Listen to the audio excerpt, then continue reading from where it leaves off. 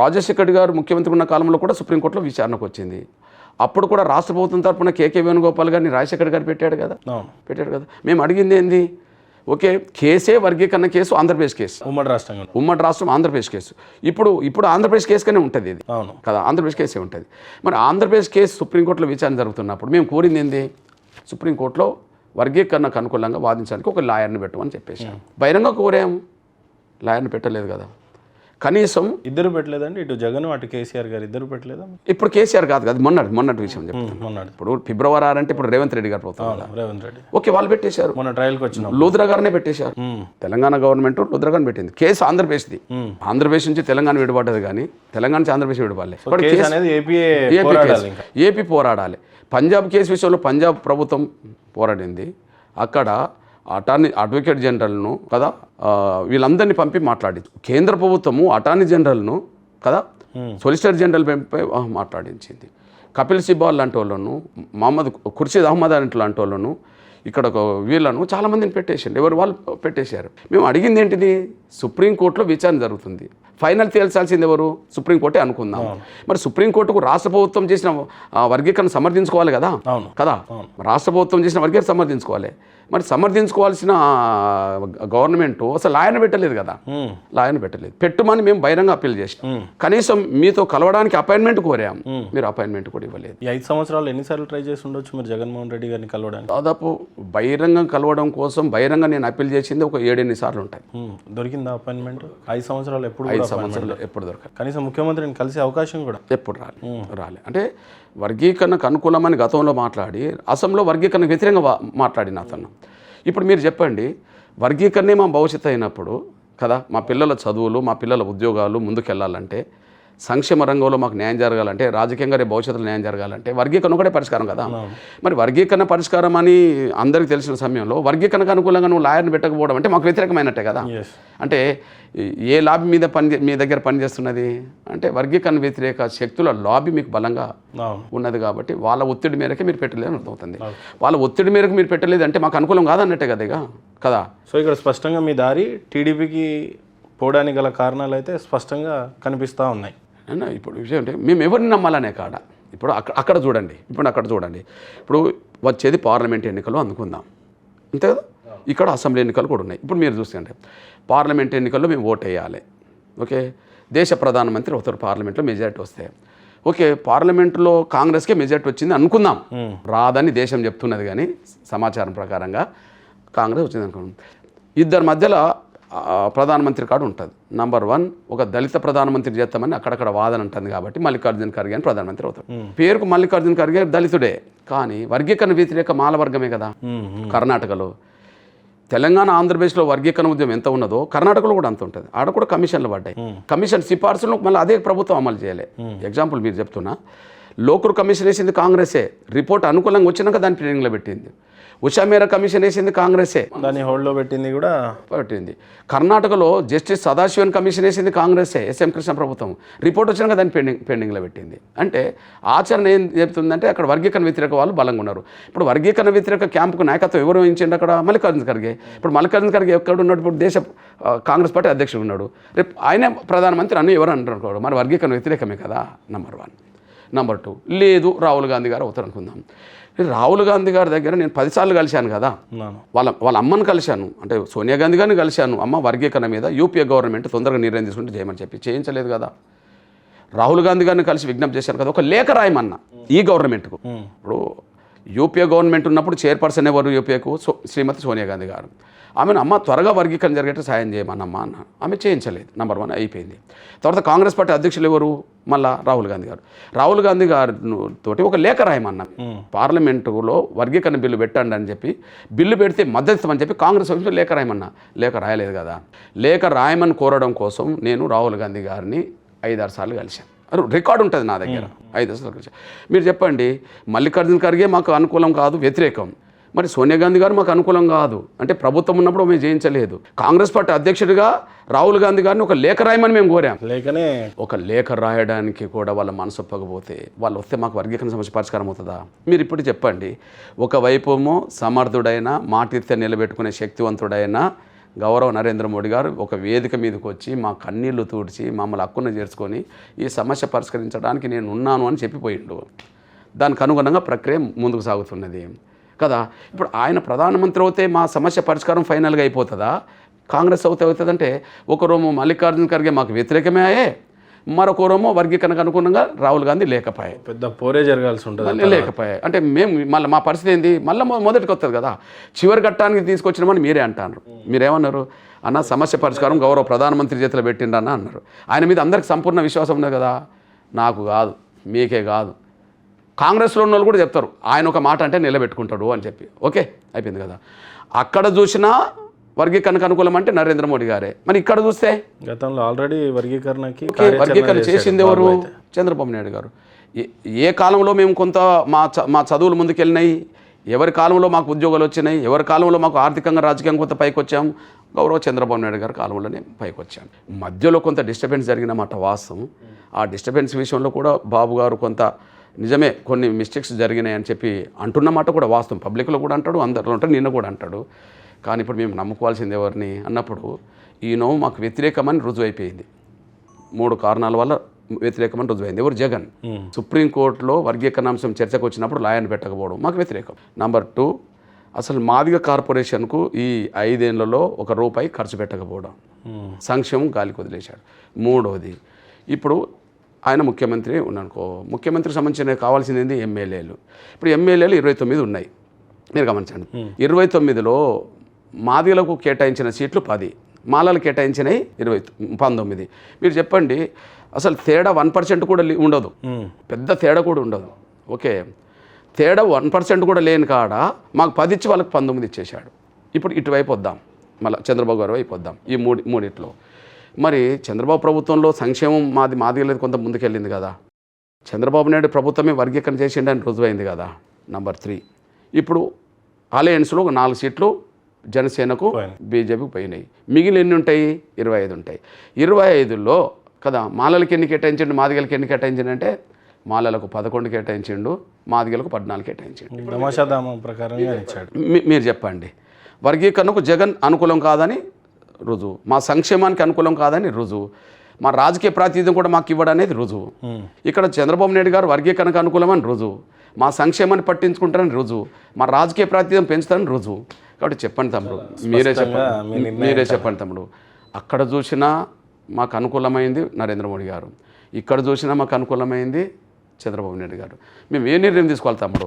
మాకు గాడ్ ఫాదర్లు లేరు. స్పష్టంగా తీసుకున్నారు నిర్ణయం, ఏదన్నా చాలా క్లియర్గా అర్థమయ్యేలా చెప్పారు. అంతకంటే ఏమన్నా చెప్తాము. మరోపక్క కొన్ని అధికార పార్టీలు కానీ లేకపోతే మిమ్మల్ని వ్యతిరేకించే పార్టీ ఏం చెప్తున్నాయంటే, ఈ వర్గీకరణ ముసుగులో మందకృష్ణ మాదిగ గారు కొంత డబ్బులకు ప్రలోభపడి ఒక పక్క బీజేపీకి ఒక పక్కకి టీడీపీ కొమ్ము కాస్తున్నాడు అనే పదాన్ని బాగా ఎక్కువగా వాడుతున్నారు. ఇలాంటి పార్టీ ప్రజలకి మీరు ఏం చెప్తారు? ఓకే తమ్ముడు, ఏంటంటే ఎవరన్నా మీ దగ్గరనో ఇంకెవరి దగ్గరనో గుసగుసలు మాట్లాడతారేమో కానీ ఓపెన్గా మాట్లాడే ధైర్యం వాళ్ళకి లేదు. ఓపెన్గా మాట్లాడరు నా మీద. మాట్లాడమని చూద్దాం. నంబర్ 1 మాట్లాడలేరు, ఎందుకంటే అది సత్యం కాదని వాళ్ళకే తెలుసు. మాకు పదవులు డబ్బు మా మీద ఎప్పుడు ప్రభావితం చేయలే. పదవులు డబ్బు మా మీద ప్రభావితం, లక్ష్యం మా మీద ప్రభావితం చేసుకుంటూ వచ్చింది. పదవులే మాకు ముఖ్యం అనుకుంటే, ఇదే గౌరవ చంద్రబాబు నాయుడు గారు 98లో నాకు పెద్దపల్లి పార్లమెంట్ ఇస్తానని చెప్పేశాడు. అందరికీ తెలుసు. నాకు వస్తాన్న టికెట్ను సుగుణకుమార్ అనే అమ్మాయికి ఇప్పిస్తే ఆమె ఎంపీ అయిపోయి కూర్చున్నది 2 సార్లు. 99లో నాకు రాజ్యసభ ఇచ్చాడు. రాజ్యసభ ఇచ్చే ప్రయత్నం చేస్తే నాకు వద్దనుకుంటే ఆకారపు సుదర్శన్ అంటే ఆయనకు సూర్యాపేట నుండి ఆయనకి ఇచ్చేసాడు. రాజశేఖర్ గారు నాకు 2007లో నన్ను జూపిడి ప్రభాకర్ను తెల్లరగట్ల పిలిచి మీ ఇద్దరికి ఎమ్మెల్సీ ఇచ్చి మంత్రి చేస్తా అన్నాడు. ఆయన కాళ్ళ మీద పడ్డాడు, నాకు వద్దని నేను లేచి వచ్చా. ఓకే, ఆయన ఎమ్మెల్సీ అయిపోయాడు. ఓకే, నేను తీసుకోలే. 99లో రాజశేఖర్ గారు వరంగల్ పార్లమెంట్ సీట్ అంటే వరంగల్ కాబట్టి రిజర్వేషన్ కాబట్టి ఇస్తా అన్నాడు. నాకు వద్దంటే సిరిసిల్ల రాజయ్యకు వచ్చేసింది.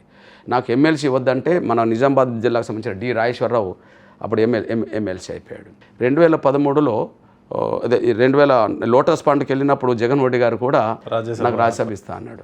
ఓకే, నాకు వద్దని చెప్పేసాం. ఆయన అడగండి, ఏదన్నా సందర్భం వచ్చినప్పుడు అడగండి.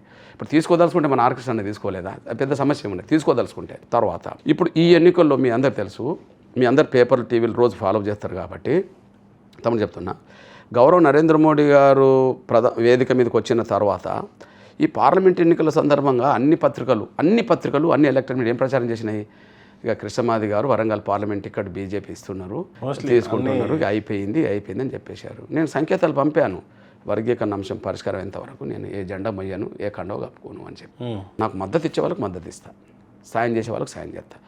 నేను సాయం చేసే వాళ్ళకు సంతృప్తి ఉంటుంది, నా సాయం తీసుకునే వాళ్ళకి సంతృప్తి ఉంటుంది, కానీ ఎంఆర్పీ సాయం తీసుకునే వాళ్ళకు సాయం పొందిన వాళ్ళకి నాకు కోపం ఉంటుంది. కోపం వాళ్ళు అనుకోనియండి, కానీ నాకు కావాల్సింది జాతి భవిష్యత్తు కదా అని చెప్పుకుంటూ వచ్చేసాం. ఇక మొత్తం ఇప్పుడు మమ్మల్ని డబ్బులు రాజకీయాలు ఎప్పుడూ ప్రభావితం చేయలేదు. అదే నిజమవుతే మరి రాజశేఖర్ గారి తండ్రి మా సహకారం కోరిండు కదా, కృష్ణ రాష్ట్ర ప్రభుత్వం మాదే, కేంద్ర ప్రభుత్వం మాదే, నీ సహకారం వర్గీకరణకు అనుకూలంగా మేము ఇస్తున్నాం, చేసేది నేనే, మీ సహకారం కావాలన్నారు.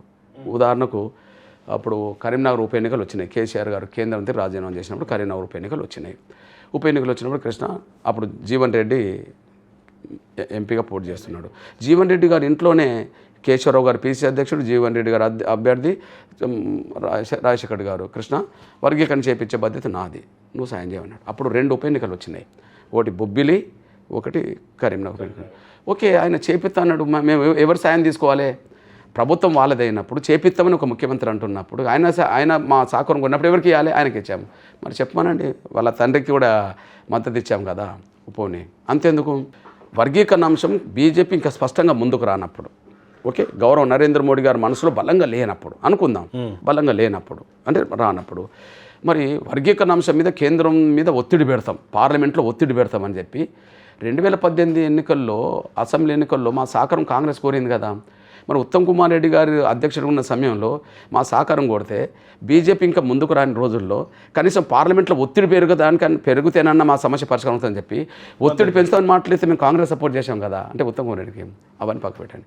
2019 ఎన్నికల్లో, పార్లమెంట్ ఎన్నికల్లో మరి వర్గీకరణకు మేము పార్లమెంట్లో మేము గొంతిప్పుతామన్నప్పుడు మరి ఉత్తమ్ కుమార్ రెడ్డి గారు పార్లమెంటుగా నిలబడ్డప్పుడు నల్గొండలో నేను ప్రచారం చేశాను కదా. పోనీ రేవంత్ రెడ్డి గారు ఇప్పుడు ముఖ్యమంత్రే కదా, మరి ఆయన ఇక్కడ మల్కాజ్గిరిలో నిలబడ్డప్పుడు నేను వచ్చి ప్రచారం చేశాను కదా. మరి భువనగిరిలో కోమటిరెడ్డి వెంకటరెడ్డి గారు నిలబడ్డప్పుడు నేను భువనగిరి పోయి ప్రచారం ఓపెన్ చేశాను కదా. ఇప్పుడు చెప్పండి నాన్న, చెప్పండి బ్రదర్, ఏంటంటే చెప్పానండి మరి వాళ్ళని ఒక మాట ఇచ్చి మా సహకారం కోరితే మేము సహకరించామా, లేదా మమ్మల్ని ఏమైనా ప్రభులో పెడితే సహకరించామా చెప్పానండి వాళ్ళని. పోనీ గతంలో చంద్రబాబు నాయుడు గారి గురించి మాట్లాడుకుందాం. మరి చంద్రబాబు నాయుడు గారు కూడా మా వర్గీకరణ చేస్తానని చెప్పి మా సహకారం కోరింది కదా. 99లో మేము మద్దతు ఇచ్చాం కదా, 99లో మద్దతు ఇచ్చాం కదా అనుకుందాం. మరి మద్దతు ఇచ్చినప్పుడు మాకు పదవులు కూడా ఇచ్చింది కదా. మాకు ఆశలు ఏముంటాయి చెప్పండి?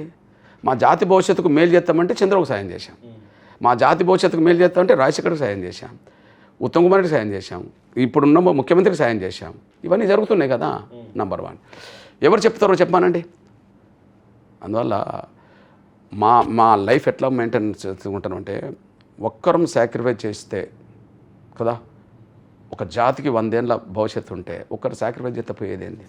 నేను ఒక్కరినే కాదు, కొన్ని వేల మంది ఈ విధంగా సాక్రిఫైస్ చేస్తుండ్రు, కార్యకర్తలు, నాయకురాళ్ళు. కొన్ని వేల మంది ఈ తరం వాళ్ళు ఉద్యమంలో నిలబడి యుద్ధంలో గెలిస్తే 100 తరాలకు మేలు జరుగుతుంది కదా. 100 తరాలకు మేలు జరిగే ఒక అంశం మీద ఒక వ్యక్తిగతంగా రాజీపడాల్సిన అవసరం, ప్రలోభాలకు గురి కావాల్సిన అవసరం ఎందుకు నాన్న? మేము ఆ కమిట్మెంట్కి లోబడి, అంటే గతంలో కూడా మందకృష్ణ మాదిగ గారు ఏ పదవి ఇచ్చినా దానికి లొంగలేదు 100%. కానీ నిజంగానే చెప్పాలంటే మందకృష్ణ మాదిగ గారు అనేక సార్లు పదవులు వచ్చినా ఇప్పుడు మర్చిపోయాను. మరి ఇప్పుడు వరంగల్ పార్లమెంట్ సీట్ నాదే అన్నారు కదా, చాలా బలంగా అనిపించింది అన్ని పత్రికల్లో, మేము కూడా రాసాం. ఉదాహరణకు ఒక గమ్మ చెప్తా. వరంగల్ పార్లమెంట్ ఇక్కడ ఎప్పుడు డిక్లేర్ అయింది నాన్న? మొన్న అంతే కదా. మరి ఇంతకాలం పెండింగ్లు ఎందుకు పెట్టారు? ఓకే, కృష్ణమాది గారు నిలబడతారు ప్రచారం జరిగింది. మొన్న 12వ తారీఖు నాడు ఏదో నాకు డాక్టర్ లక్ష్మణ్ అన్న చెప్పాడు. లక్ష్మణ్ పార్లమెంట్ బోర్డు మెంబర్ కదా, ఏదే డాక్టర్ లక్ష్మణ్ నాకు చెప్పాడు మొన్న. ఏం చెప్పాడు?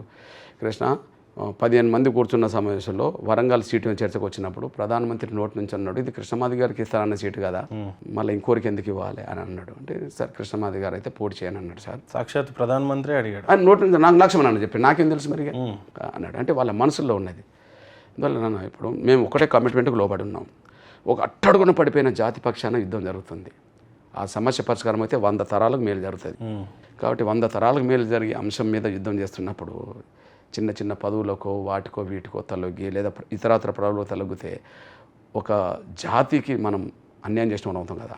ఇతరులు చేసిన అన్యాయం వేరైతే సొంత జాతి బిడ్డలే మిమ్మల్ని అన్యాయం చేసినట్టు ఆ పరిస్థితి మా జీవితం అంతా రానియం. అన్న మీ గుండె మీద చేతేసి చెప్పండి, నిజంగానే ఎప్పుడు ఏ డబ్బులకి కానీ పదవులకైతే మీరు లొంగలేదు, కానీ డబ్బుకి ఎప్పుడు లొంగలేదా మీరు? ఒక విషయం ఏ పార్టీకైనా డబ్బు తీసుకొని మీరు మద్దతు ఇచ్చిన రోజుందా? ఇప్పుడు ఇంతమంది పేర్లు చెప్పాను కదా, వాళ్ళని ప్రకటించమండి. ఇప్పుడు ఎగ్జాంపుల్ కొన్ని సందర్భాల్లో చంద్రబాబు నాయుడు గారికి మేము సపోర్ట్ చేశాం. కొన్ని కారణాల వల్ల మొన్నటి ఆంధ్రప్రదేశ్ ముఖ్యమంత్రిగా కొంత మళ్ళా కొద్దిగా మాలాల మాటిని వాళ్ళ మాటిని కొంత అప్పిండు. అప్పుడు మేము యుద్ధమే చేశాం కదా ఇక్కడ, ఏడే కురుక్షేత్రం చేశాం కదా, అరెస్టులు అయినాయి కదా, లాఠీ చార్జీలు జరిగినాయి కదా, కేసులు పడ్డ యుద్ధమే చేశాం కదా, మాట్లాడవచ్చు కదా అప్పుడు ఎవరైనా కదా.